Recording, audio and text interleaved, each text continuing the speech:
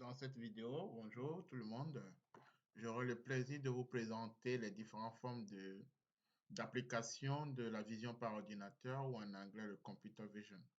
Donc, je serai très bref sur certaines thématiques et j'aurai d'autres détails à vous donner sur d'autres thématiques. Donc, l'ensemble de cette vidéo aura pour objectif de vous aider à comprendre ce qu'on appelle par le computer vision ou la vision par ordinateur. Qu'est-ce que c'est concrètement? Comment est-ce qu'on peut l'utiliser et les domaines d'application? Vous allez voir les avantages à la fin et quelques limites qu'on a pour la vision par ordinateur. Alors, sans plus tarder, on va commencer par définir ce que nous appelons par la vision par ordinateur. Comme vous le voyez sur l'écran, alors la vision par ordinateur, c'est juste un domaine de l'informatique donc qui va permettre en fait d'utiliser des informations et va interpréter ces informations. Mais si on veut se baser concrètement sur le terme vision, là, vous convenez avec moi que là, on parle de l'image ou d'une vidéo, donc de l'œil. Donc ici, en fait, si on définit par terme, je vous lis, donc c'est un domaine de l'informatique qui vise à permettre à une machine de comprendre et d'interpréter les images et vidéos numériques. Elle est utilisée dans de nombreux domaines, donc que je vais vous donner tout à l'heure, dans le domaine de la sécurité, dans le domaine de la médecine, l'industrie, la surveillance, la robotique, les jeux vidéo et plus encore. Donc, il y a plein de domaines dans lesquels la vision par ordinateur ou le computer vision est utilisé aujourd'hui. Comment est-ce que ça fonctionne? En fait, ce domaine de vision par ordinateur va se baser sur des algorithmes développés, donc très sophistiqués, qui vont permettre de traiter soit les images ou les vidéos, ou soit les deux, de manière efficace et de façon précise. Donc, en résumé, la vision par ordinateur, c'est un domaine de l'informatique qui va utiliser des images ou des vidéos pour tirer des informations afin de prendre des décisions derrière. Donc, on peut l'appliquer dans beaucoup de domaines, comme je l'ai cité. Il va se baser, ce domaine va se baser sur des algorithmes qui ont été développés pour extraire des informations et prendre des décisions derrière. Alors, on va aller dans le vif du sujet. On va voir comment est-ce que on peut appliquer la vision par ordinateur dans le domaine de la sécurité. Comment utilise-t-on la vision par ordinateur dans le domaine de la sécurité? Dans le domaine de la sécurité, comme vous le voyez aujourd'hui, il y a beaucoup de problèmes qui est là, donc, qui sont là plutôt. Donc, il y a le problème d'intrusion dans la maison, dans les banques, dans les locales. Donc là, on va essayer de voir comment est-ce que la vision par ordinateur peut nous aider.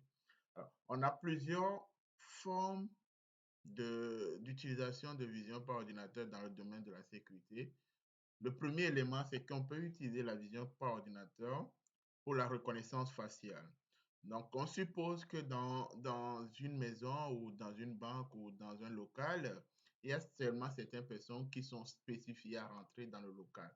Donc, en rentrant dans le local, les caméras qui sont là vont permettre de reconnaître le visage des personnes qui étaient là ou qui sont autorisées à rentrer dans le local avant d'entrer. Donc, les caméras vont être équipées d'un modèle de reconnaissance faciale ou de reconnaissance de visage pour les aider à éviter les criminels pour rentrer dans le local, par exemple. Donc, on peut également les utiliser dans les entreprises pour le contrôle d'accès. Donc, pour rentrer, par exemple, dans un local sécurisé, on va utiliser celui-ci qui va contrôler, qui va surveiller les locaux et pour protéger les employés. Donc, quand un intrus va rentrer, il va donner des alertes qu'il y a un intrus qui est rentré dans le local. Donc, voilà comment on peut l'appliquer dans le domaine de surveillance. En temps réel, on peut permettre aussi de surveiller des situations dangereuses. Donc, ici, dans le cas où, à temps réel, si on a un accident ou si quelqu'un est en train de casser ou au niveau de l'aéroport, si quelqu'un porte des valises avec certaines manières de faire qui montrent qu'il a peut-être des bombes ou les bâtiments, tout ça, on peut l'appliquer à temps réel pour prendre des décisions. Donc, voilà comment est-ce que, de façon simple, on peut implémenter les algorithmes de la vision par ordinateur de computer vision pour pouvoir faire la surveillance de façon sécurisée. Là, on va voir un autre domaine qui nous intéresse beaucoup, c'est le domaine de la santé, le domaine de la médecine. Comment est-ce qu'on peut utiliser la vision par ordinateur ou le computer vision pour aider les gens dans le domaine de la médecine ou de la santé? D'abord, dans la partie de diagnostic, on peut utiliser des algorithmes ou des modèles de vision par ordinateur pour diagnostiquer de façon plus précise des maladies telles que le cancer, comme le cancer est un problème aujourd'hui, pour pouvoir prendre des décisions. On peut avoir le début des cancers avant que le cancer n'évolue. On peut avoir le début qui peut être détecté par le modèle de vision par ordinateur derrière, ce qui va faciliter la tâche de répondre facilement aux problèmes des patients. Et la partie pour les interventions chirurgicales. Donc, on veut faire de la chirurgie. Ça peut aider en fait les chirurgiens à prendre des décisions en détectant des problèmes derrière et à un court temps de prendre des décisions parce que ça va permettre d'analyser, de savoir quel type de maladie on a derrière et ça va faciliter la tâche pour faire les interventions chirurgicales derrière. Dans le domaine de la recherche aujourd'hui, la recherche scientifique aujourd'hui sur le corps des personnes, dans les champs, dans l'armement, dans plusieurs choses, on peut l'utiliser pour analyser, pour extraire des informations et prendre des décisions derrière. Donc, ce n'est pas seulement au niveau du diagnostic ou de la chirurgie, mais en globalité, dans la médecine, on peut utiliser la vision par ordinateur pour pouvoir prendre des décisions précises. Là, on a un domaine auquel on va revenir, c'est le domaine de la reconnaissance faciale. Aujourd'hui, beaucoup de personnes ne savent pas ce qu'on appelle pas de la reconnaissance faciale, ou ils attendent parler de la reconnaissance faciale, mais ils ne savent pas concrètement ce que c'est. Alors, la reconnaissance faciale est une technique donc, qui permet de reconnaître une personne à partir de son image. Il reconnaît le visage de la personne à partir de son image pour autoriser une action quelconque. Donc, les caméras, donc, soit on va utiliser des caméras à temps réel qui vont capturer l'image de la personne et va vérifier si les concordances de la personne sont en accord avec son visage et la décision sera prise à base des modèles de computer vision derrière. Donc, ça va permettre d'identifier les caractéristiques. C'est parce que tout le monde a des caractéristiques spécifiques pour son visage. Donc, le modèle va permettre d'identifier ces caractéristiques. Ensuite, à partir des informations qui ont été préalablement établies sur le modèle, ça va permettre de vérifier si la personne c'est la bonne personne et sécuriser la personne. On peut le faire dans le domaine des réseaux sociaux pour se connecter, beaucoup de choses dans de l'application. Donc, quels sont les avantages d'utiliser la reconnaissance faciale en utilisant la vision par ordinateur? Donc, ça peut permettre de traiter, d'analyser des données, donc visuelles à grande échelle. Ça veut dire que si vous êtes dans une foule, il y a un grand nombre de personnes. Si on veut chercher une personne spécifique à partir de la vision par ordinateur, on peut parvenir à détecter la personne, sa position à partir des caractéristiques. Ça peut permettre aussi, dans le domaine de la médecine, de vérifier en fait quand on veut faire des opérations, certains types d'opérations, on peut le voir. Donc, plein d'éléments dans les avantages que je ne veux pas citer. Maintenant, les inconvénients, pour tout domaine, on peut avoir des inconvénients. Quels sont quelques-uns des inconvénients? Donc, d'abord, il faut savoir que pour former des modèles de reconnaissance faciale, ça peut être très coûteux. Pourquoi ça peut être très coûteux? Parce qu'il faut avoir des images ou des données pour pouvoir entraîner. Donc, si on n'avait pas préalablement ces données, ça va être très coûteux de récolter les données et prendre le temps de faire les choses. Ça peut être très coûteux derrière. Alors, ça peut jouer sur, donc, pour détecter efficacement le visage de quelqu'un, ça peut jouer sur l'éclairage du visage de la personne, ça peut jouer sur les variations de l'environnement, les conditions dans lesquelles la personne est. Donc, maintenant, il y a un domaine aussi, c'est l'inconvénient, mais en même temps, on l'utilise dans la sécurité. C'est au niveau de la confidentialité et de la sécurité d'utilisation du modèle. Parce qu'aujourd'hui, beaucoup de personnes peuvent utiliser les modèles pour vous chercher, pour vous traquer. S'ils ne sont pas autorisés, ils vont aussi d'une manière où ils ne sont pas autorisés, donc c'est pas bien. Donc, quel que soit le cas, on peut dire que ce modèle a un inconvénient si on n'a pas une grande quantité de données visuelles. Quand on fait l'entraînement, on peut fausser le modèle, c'est-à-dire la précision du modèle ne sera pas très grande. On peut avoir une précision très basse. Donc, des gens aussi peuvent l'utiliser de façon abusive derrière. Là, on va voir un autre domaine de l'application de la vision par ordinateur, donc dans la navigation autonome. Aujourd'hui, c'est très chouette. Beaucoup de personnes ont envie de rester dans leur voiture, d'écrire seulement l'adresse et que la voiture l'amène à l'adresse destinée. Alors, la vision par ordinateur va aider aujourd'hui à faire cette navigation de façon autonome dans les années à venir. Pourquoi cela? Parce que cette vision par ordinateur va permettre de détecter la présence des routes. Donc, à partir des routes, on va détecter ce que c'est qu'une route en se basant sur les lignes qui sont sur les routes. On va suivre d'autres éléments, donc des règles qui permettent de savoir de circulation, des règles de circulation pour savoir si on est en feu rouge.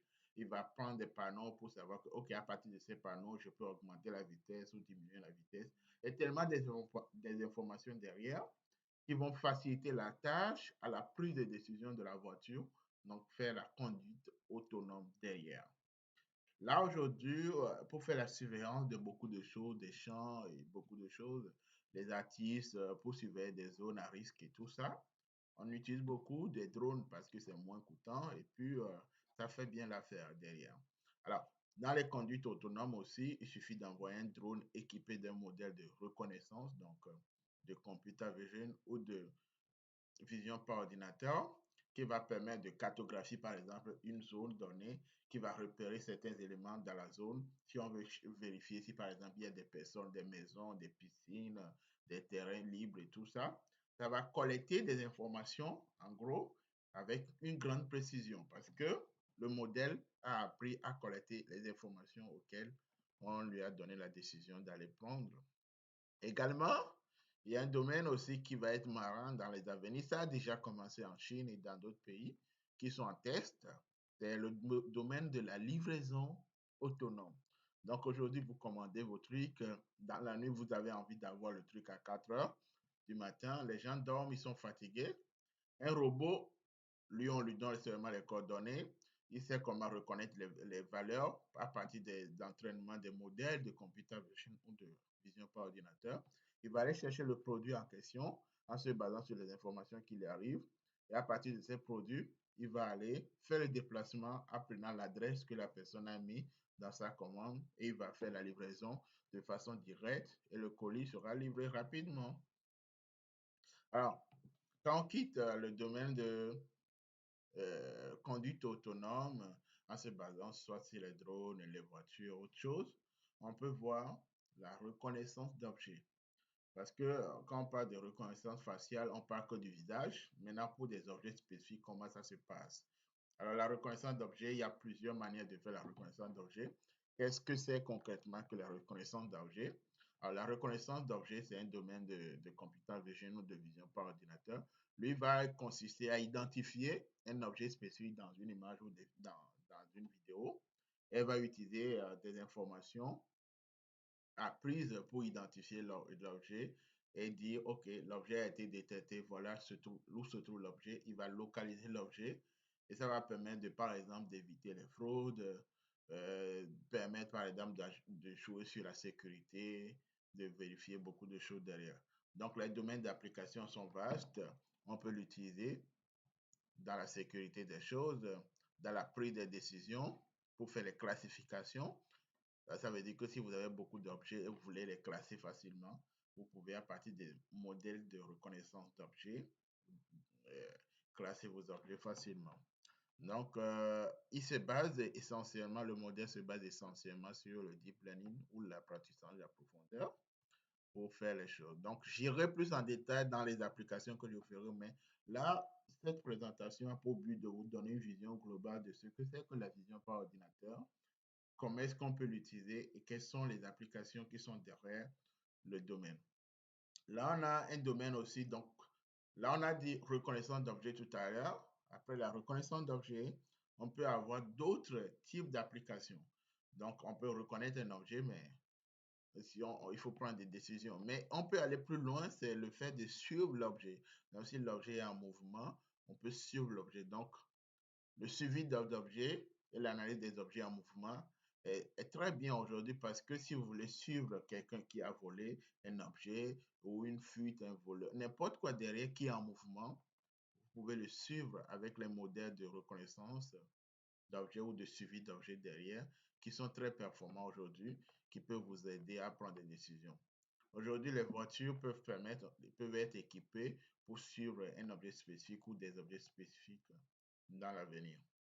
Alors, en conclusion, qu'est-ce qu'on peut dire par rapport à la vision par ordinateur, le computer vision en anglais? Donc, c'est un domaine qui est en perpétuelle évolution. Donc, l'évolution n'est pas statique, elle est dynamique. Donc, ça veut dire que chaque fois, les nouvelles choses sortent, les domaines d'application, ça sort. Et aujourd'hui, on peut remarquer dans les détails que je vous ai donnés que ce domaine est appliqué dans beaucoup la vision par ordinateur est appliquée dans beaucoup de domaines, comme le domaine de la médecine, dans le domaine du transport qui est la conduite autonome, dans les loisirs, les jeux vidéo et dans plein d'autres domaines. Donc, on verra dans les vidéos qui vont venir les applications concrètes. Je peux vous montrer, j'ai déjà fait des vidéos, comment créer un modèle soi-même pour faire la détection d'un objet. J'ai également fait des vidéos pour faire le suivi d'un objet. Comment parvenir à faire un modèle spécifique, on peut le faire. Donc, si vous avez des questions, n'hésitez pas à poser des questions en commentaire. Si vous avez aimé la vidéo, n'hésitez pas à liker, à partager et à vous abonner également.